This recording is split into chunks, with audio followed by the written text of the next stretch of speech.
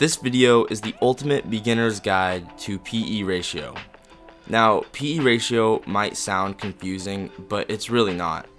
It's really called price to earnings ratio, but you can really just think about it as the total value of the company compared to how much money the company is making. In this video, I'm going to give some good examples and explain it hopefully so that everyone can understand it. To keep things simple, let's pretend you have a lemonade stand. Let's say that lemonade stand costs $100 to get all your supplies. That lemonade stand to you is worth $100 at the current time. Now let's say on your first day of business, you make $10. You just had $10 in earnings and your lemonade stand is worth $100. This would make your PE ratio 10 because 100 is how much your company is worth and $10 is how much money your company is making. Now in real life, you wouldn't measure how much your company is worth based off of how much money you put into it, and you also wouldn't use your daily earnings, you would use your yearly earnings.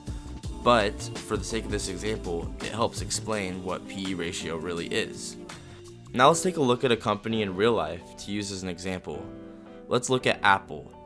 Apple is worth $189.80 for every share of the company. Now, a company is usually divided into like a billion different shares, but for simplicity's sake, just understand that a share is a super small portion of a company. So one share of Apple is worth $189. Now, Apple makes $5.89 for every share of the company. So now you take how much the company is worth, which is $189 per share, and you divide it by how much money the company is making per share, $5.89. This gets you a PE ratio of around 32. Now usually a good PE ratio is below 20 and a bad PE ratio is above 20. However, this isn't necessarily always true because you have to understand that some companies are growth companies, like Apple is maybe more of a growth company. And on the flip side, some companies aren't really growth companies, and so they might have a super low price to earnings ratio, but that's because they're not growing. They're actually maybe even shrinking. And that's why you'll see some big companies go down in stock price for so long, like AT&T and Walgreens.